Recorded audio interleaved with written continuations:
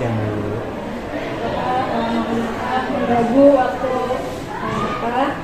Pada kesempatan kali ini saya ingin mewawancarai terkait dengan tugas saya sebagai CGP dalam program pendidikan guru pendamping, yaitu terkait modul 3.1 pengambilan keputusan berbasis nilai-nilai kebajikan.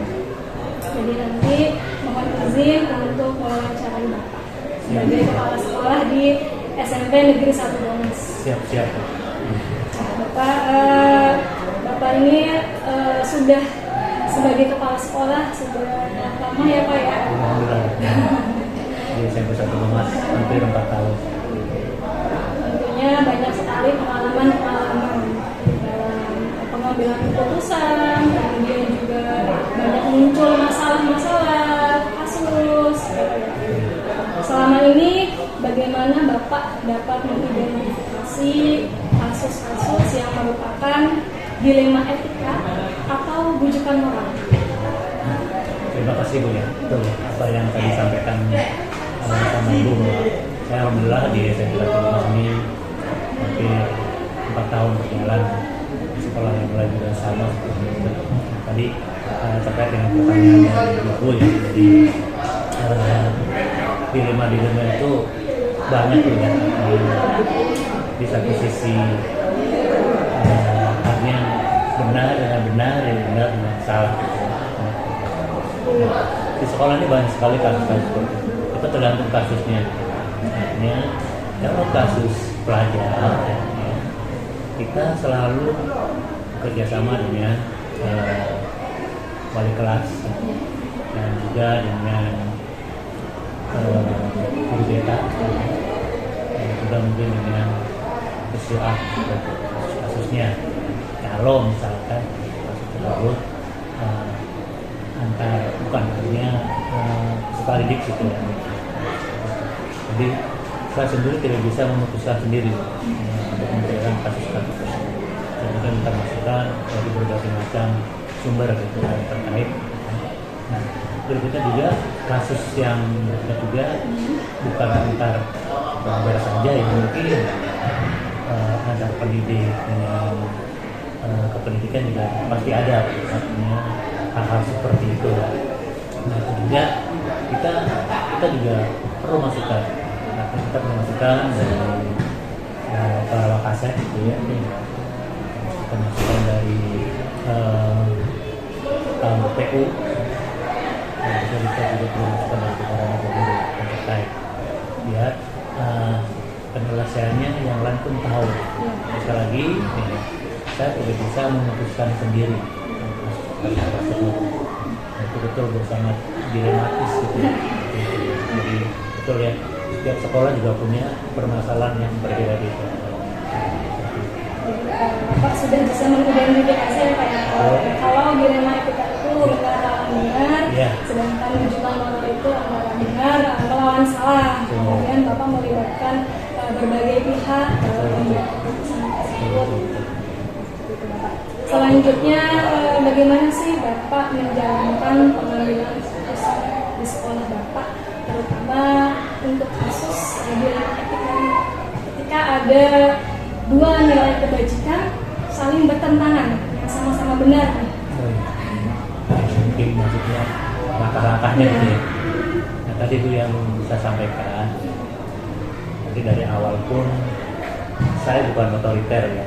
Artinya pengambilan keputusan itu dan juga melibatkan stakeholder yang lain, melibatkan teman-teman yang lain, artinya ini saya gitu ya,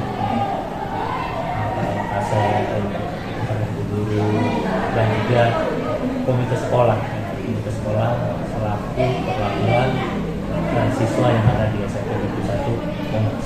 Kita juga harus tahu permasalahan apa yang timbul di SMP Negeri 1 Bomas. Jadi jadi saya tidak bisa mengambil keputusan sendiri, perlu melibatkan keputusan bersama-sama. Keputusan dari SMP Negeri 1 Bomas yang terbaik gitu ya. Itu tadi masalah di negeri tersebut. Jadi perlu berkolaborasi, jadi seperti itu. Keputusan yang diambil bukan secara sepihak. Betul, betul. Lalu Bapak untuk langkah-langkahnya apakah ada prosedur seperti apa yang biasa Bapak lakukan untuk mengambil keputusan? Oke. Nah, langkah-langkahnya, prosedurnya Ibu ya. Sebelum ambil keputusan kita mengadakan briefing kecil-kecilan, gitu ya. Kecil-kecilan di ruangan ini, gitu. Saya panggil yang terkait, gitu ya. Saya lagi, saya panggil aset, siswaan, kurikulum, pembina OSIS, guru BK, guru kelas, nah itu kasus-kasusnya. Kita briefing dulu, artinya di ruangan ini. Ya, kita mengambil keputusan yang terbaik. Langkah-langkahnya seperti itu biasa. Yang bisa tidak bisa sendirian. Ya, kalau tidak saya panggil gitu ya. Teman-teman yang lain yang membantu saya seperti itu. Karena melibatkan beberapa orang, jadi Bapak mengadakan pertemuan di Betul, betul. sebelum mengambil keputusan. Yaitu terkait tadi ada komite, aset, guru BK juga ya kalau kasusnya terhadap siswa. Lalu Bapak, menurut Bapak nih, hal yang paling efektif untuk pengambilan keputusan pada kasus dilema itu yang atau hal-hal apa saja yang dianggap paling efektif? Nah, kembali lagi Bu ya, hal-hal yang paling efektif menurut saya gitu ya, itu tadi kebetulan di sekolah kita kan ada distribusi ini apa ya? Distribusi pembagian tugas gitu ya. Jadi kembali lagi hal-hal seperti itu ya, betul kita ya.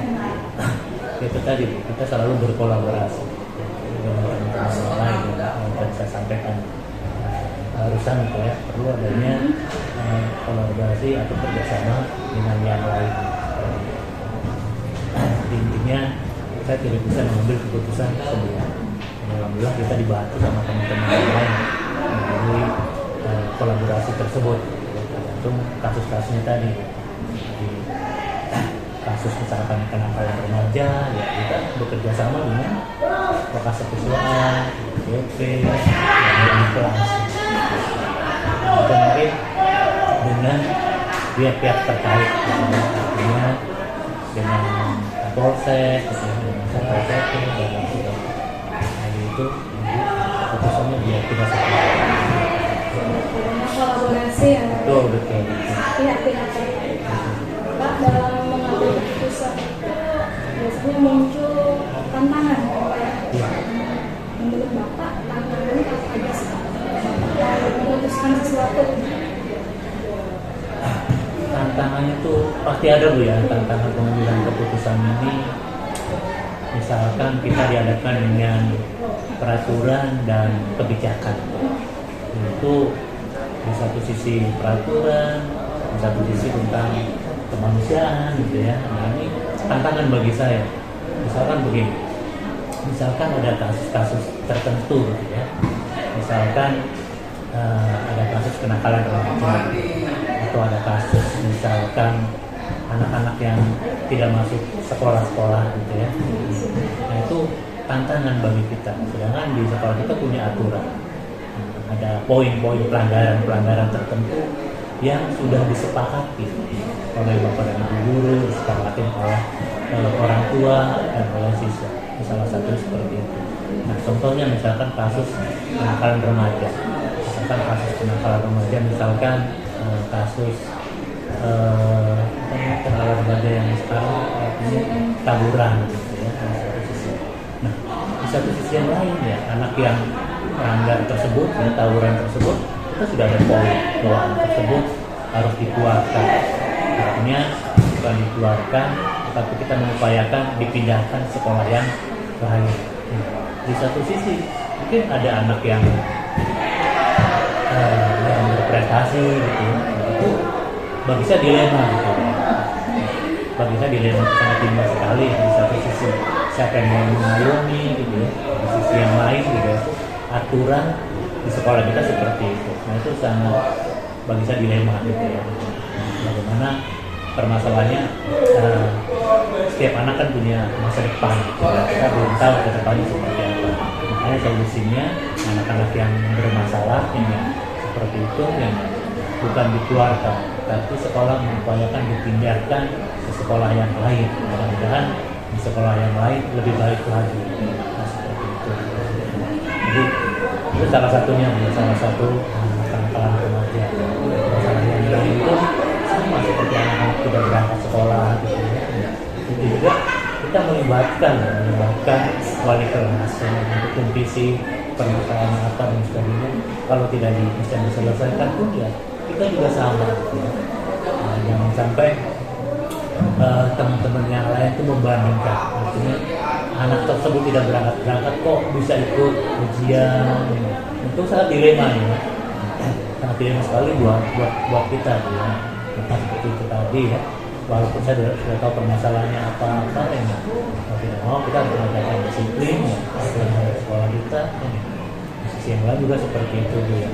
Dan jadi kepolisian yang tidak mau sekolah memindahkan anak tersebut ke sekolah yang lain. Itu bisa sampai dilema hal-hal seperti itu. Terbentur oleh peraturan ini setelah sekolah tapi di sekolah yang melanggar peraturannya. Ya, bisa seperti itu. Lalu Bapak ketika ada masalah atau ada kasus, apakah Bapak mempunyai masalah atau jadwal tertentu atau langsung diselesaikan di tempat? Terima kasih. Jadi tergantung permasalahannya, tergantung kasusnya. Jadi ada yang seperti kasus itu insidental gitu ya. Artinya harus cepat diselesaikan gitu ya. Seperti contoh kasus kemarin anak tawuran gitu ya. Mau tidak mau secepatnya saya harus menyelesaikan gitu ya. Ada panggilan dari pihak Kapolsek ya, malam-malam ya saya harus datang gitu ya ke Polseknya dengan Wakasek Keseluruhan dan yang lainnya gitu. Paling tidak walaupun itu di luar jam sekolah gitu ya, kita harus mendampingi putra-putri kita atau siswa kita gitu. Tetap saja dari sekolah itu apa ya, nomor satu bagi saya makanya harus kita selesaikan. Ada panggilan dari Kapolsek ya saya dampingi seperti itu walaupun di luar jam sekolah gitu. Jadi sifatnya insidental, artinya sewaktu-waktu kasus harus cepat diselesaikan dan diselesaikan juga ya, paginya juga langsung diselesaikan antara Wakasek Keseluruhan dan yang lainnya. Tetap harus selesai juga dengan orang tua yang tahu. Yang berikutnya yang tadi pertanyaan dari Ibu ya, bahwa apakah di sekolah ada jadwal gitu ya, ada jadwal tertentu ya. Alhamdulillah Bu, di sekolah itu ada jadwal tiap minggu itu kita ada briefing ya. Briefing dengan kegiatan besar seperti itu ya. Mau tidak mau istilahnya barangkali dari Bapak dan Ibu wali kelas atau Bapak dan Ibu yang lainnya ada anak-anak yang bermasalah ya kita selesaikan di situ di waktu briefing tersebut ya. Alhamdulillah pertemuan tiap minggu sekali itu salah satunya untuk menampung aspirasi dari Bapak dan Ibu tentang tentang keluhan-keluhan atau tentang perkembangan sekolah didiknya ya, biar kita pun tahu ya, artinya apa nih penyelesaiannya gitu. Apa yang harus kita lakukan biar menyelesaikan masalah-masalah itu. Jadi alhamdulillah dengan adanya pertemuan tiap minggu sekali itu ini penyelesaian kasus-kasus tersebut bisa ditangani, paling tidak bisa ditangani seperti itu. Itu juga masukan dari Bapak dan Ibu wali kelas gitu ya, seperti itu. Walaupun informasi yang lain pun bisa tersampaikan. Jadi kita sudah diagendakan tiap minggu itu kita ada kegiatan pertemuan rutin ya. Kegiatan keharusan di dalamnya juga ada tentang briefing kedinasan dan sebagainya. Jadi kalau kasus-kasus tertentu ya sebenarnya insidental gitu ya. Kalau kasus yang harus diselesaikan dengan cepat, Bapak selesaikan dengan cepat. Yang kedua, Bapak mempunyai jadwal untuk kasus-kasus yang dialami oleh kelas dan guru-guru atau pelajaran tidak insidental. Bapak, adakah seseorang atau faktor-faktor yang bisa membantu Bapak dalam mengambil keputusan? faktor-faktor yang bisa membantu saya lebih di sekolah kita ini semuanya sudah sangat mendukung. Artinya program-program di SMP 1 Boma tersebut ya. Jadi selain yang jelas para wakasek gitu ya, wakasek yang dari Bapak dan guru yang lain pun sangat mendukung, dan itu yang mempermudah saya dalam mengambil keputusan. Jadi semuanya juga itu terlibat gitu, terlibat dalam mengambil keputusan. Biar Bapak dan Ibu yang lain pun tahu masalah yang ada di SMP Negeri 1 Bumas. Jadi pada intinya teman-teman kita, keluarga besar SMP Negeri 1 Bumas pun sangat kompak gitu, program-program yang membantu SMP Negeri 1 Bumas. Jadi semuanya mendukung semuanya. Itu yang mempermudah saya dalam menyelesaikan permasalahan-permasalahan yang timbul di SMP Negeri 1 Bumas. Kalau kita sendiri mungkin kita akan sulit ya. Sulit kalau kita menyelesaikan sendiri. Jadi dia Bapak dan Ibu yang lain pun mempunyai tanggung jawab sama-sama. Seperti itu ya. Intinya Bapak dan Ibu guru semuanya mendukung. Itu yang mempermudah kasus-kasus desa tertentu. Dari semua yang Bapak sampaikan dari awal, pembelajaran apa sih yang Bapak dapatkan dari pengambilan keputusan berdasarkan kasus di luar etik? Ini merupakan pengalaman ya, pengalaman buat saya, pembelajaran yang bisa saat ketik bisa saya ambil ini ya. Artinya setiap sekolah itu mempunyai kasus yang berbeda-beda. Artinya setiap kali diangkat dari kepala sekolah, di sekolah A seperti ini permasalahannya, di sekolah B seperti ini permasalahannya, di sekolah yang juga permasalahan seperti ini. Nah, permasalahan-permasalahan yang timbul tersebut kita tidak bisa menerapkan pengalaman pertama kali diterapkan di sini mungkin tidak bisa. Itu bagi saya suatu pengalaman buat saya, artinya hal baru buat saya yang memperkaya kedewasaan saya dalam menyelesaikan permasalahan yang tadi seperti itu. Jadi buat saya pengalaman baru, mudah-mudahan pengalaman ini bisa buat saya pengalaman ya, sebetulnya bisa diterapkan di sekolah yang lain seperti itu, permasalahan yang timbul dengan berbagai macam solusi-solusi seperti itu. Dan intinya punya pengalaman yang terbaik buat saya sesuai di SMP 1 Bumas seperti itu. Semuanya mengajarkan pengalaman bagi Bapak. Betul. Intinya ketika Bapak mengalami seperti ini, bagaimana cara harus. Betul. Kalau tidak kan kita ada pembanding gitu. Oh iya seperti ini. Pembanding dari berbagai macam kasus yang saya alami dari kepala sekolah gitu ya. Dari sekolah A sampai sekolah C, nah seperti itu. Bapak, terima kasih atas waktunya. Saya belajar banyak sekali pelajaran dari apa yang telah Bapak sampaikan. Saya juga sebagai guru pasti mengalami masalah kita baik dengan murid, atau mungkin di lingkungan sekolah. Mudah-mudahan saya bisa menerapkan pengambilan keputusan berbasis nilai kebajikan dalam kehidupan sehari-hari, baik di lingkungan sekolah, di rumah, dan di lingkungan masyarakat. Terima kasih Bapak atas waktunya. Assalamualaikum warahmatullahi wabarakatuh. Waalaikumsalam.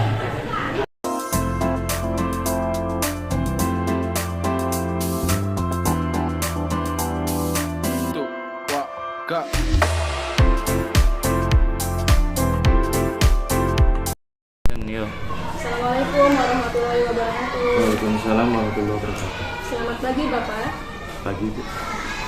Bapak, mohon maaf mengganggu waktunya Bapak.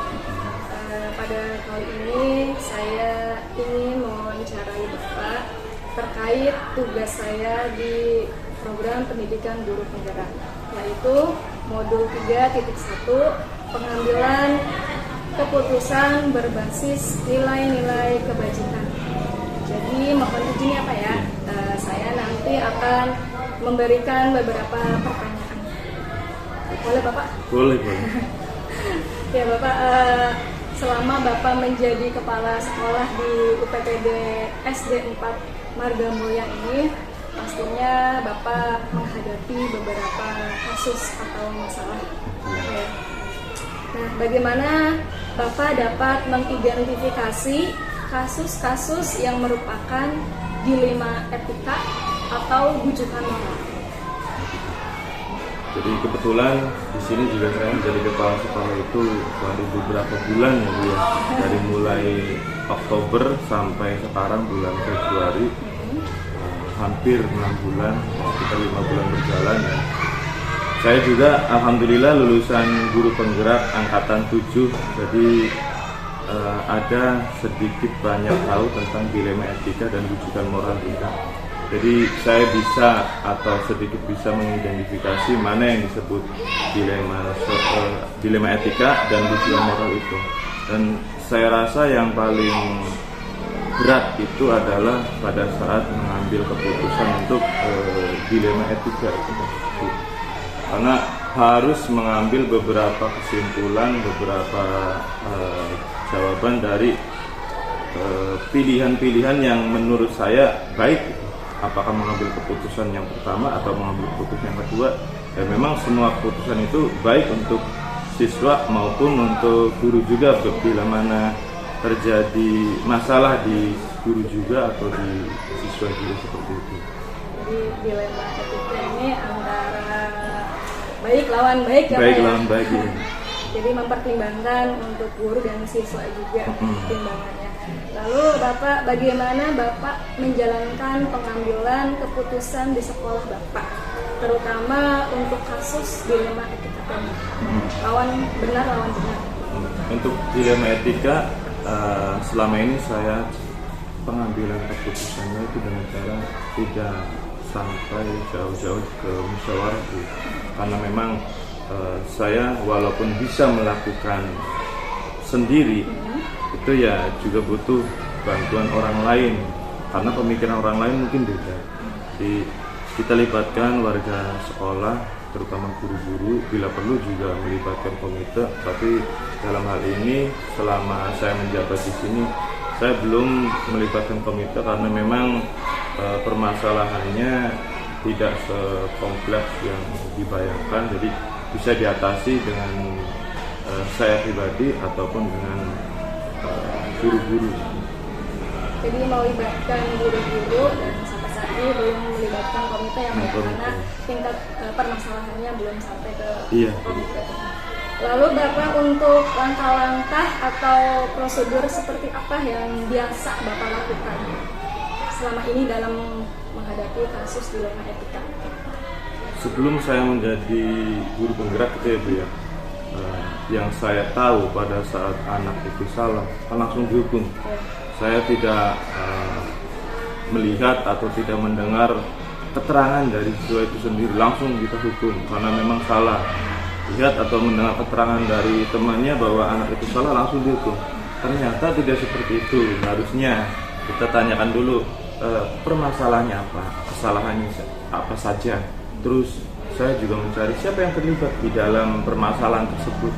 Terus setelah itu kita mencari faktanya, mencari fakta yang benar-benar valid bahwa siapa yang salah dan siapa yang disalahkan. Terus bagaimana cara menangani masalah itu. Jadi sebelumnya Bapak memvalidasi terlebih dahulu masalahnya apa ya, dan mencari tahu fakta dan siapa saja yang terlibat dalam permasalahan tersebut. Lalu hal-hal apa saja yang selama ini Bapak anggap efektif nih dalam pengambilan keputusan pada kasus dilema etika? Itu tadi sebelumnya saya pada saat sebelum menjadi CGP kan langsung saja menghukum anak itu. Ternyata ini yang lebih efektif. Jadi pada saat ada permasalahan kita cari tahu dulu kesalahannya apa, mencari kesalahan. Setelah itu yang terlibatnya siapa, dan kita mengumpulkan fakta. Setelah itu kita musyawarahkan dengan guru-guru bagaimana permasalahan ini bisa diselesaikan. Itu menurut saya lebih efektif. Tidak langsung menjudge ya, tidak langsung ada prosesnya dari mengumpulkan informasi, fakta, kemudian musyawarah dengan guru-guru juga. Lalu dalam mengambil keputusan tentunya ada tantangan ya Pak, yang dihadapi gitu. Apa saja sih Pak hal-hal yang menjadi tantangan bagi Bapak dalam mengambil keputusan untuk kasus dilema etika? Tantangan yang mungkin sering terjadi pada saat mengambil keputusan itu keputusan yang saya ambil itu kadang bertentangan juga dengan keputusan warga sekolah yang lainnya, karena sama-sama baik juga sih, keputusan A juga baik, keputusan B juga baik. Kadang karena warga sekolah itu kan mempunyai pemikiran masing-masing, karena saya berpikir A, ada juga warga sekolah yang berpikir B. Jadi itu yang membuat saya menjadi tantangan tersendiri apa yang harus saya ambil. Jadi tidak sepanjang-panjang setelah bermusyawarah itu langsung menentukan jawabannya itu, tapi juga ada jawaban-jawaban lain yang harus dipikirkan. Itu permasalahan yang sering muncul. Jadi setiap orang kan memiliki pemikiran yang berbeda-beda ya Pak ya, menyamakan persepsi, kemudian juga mempertimbangkan keputusan lainnya yang perlu diputuskan. Lalu Bapak ketika Bapak menemukan satu masalah atau kasus dilema etika, apakah Bapak mempunyai tata cara atau jadwal dalam penyelesaiannya, atau langsung menyelesaikan di tempat untuk menyelesaikan kasus tersebut? Kalau itu situasional ya Bu ya, situasional dalam artian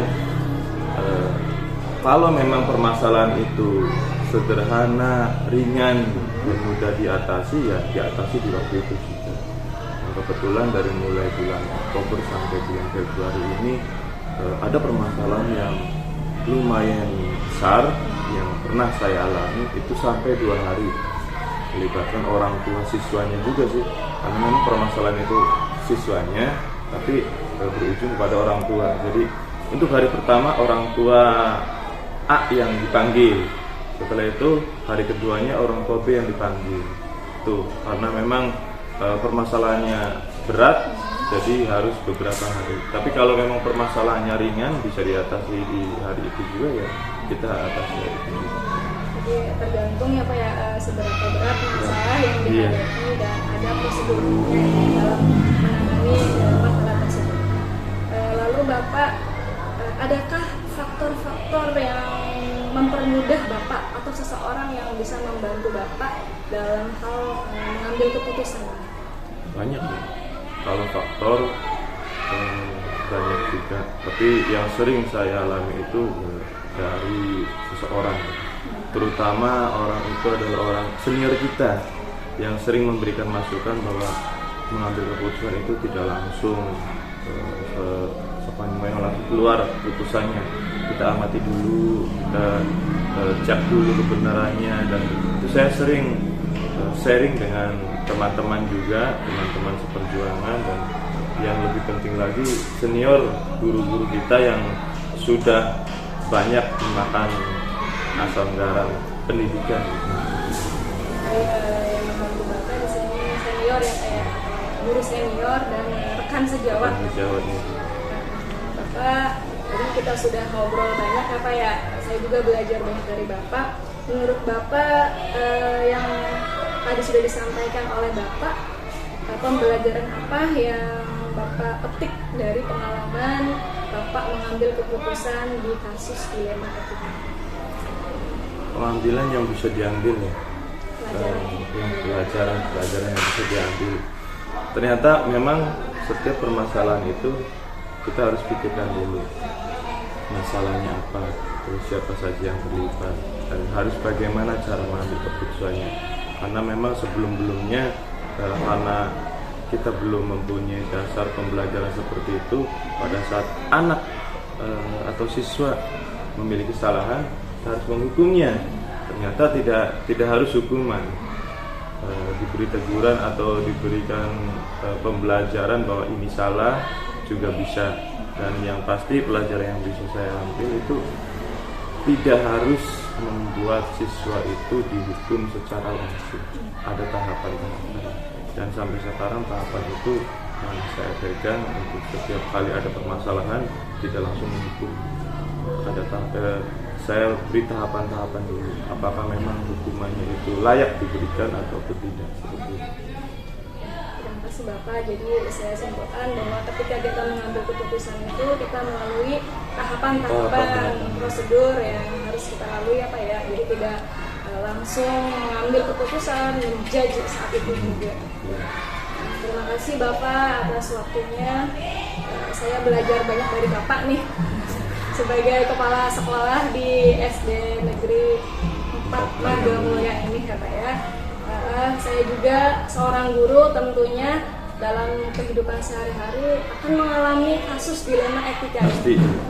Saya belajar bagaimana saya memutuskan ketika kasus dengan murid, dengan wali murid, dan dengan rekan sejawat. Itu Bapak, mudah-mudahan saya bisa menerapkan pengambilan keputusan berbasis nilai kebajikan dalam kehidupan saya. Assalamualaikum. Waalaikumsalam warahmatullahi wabarakatuh.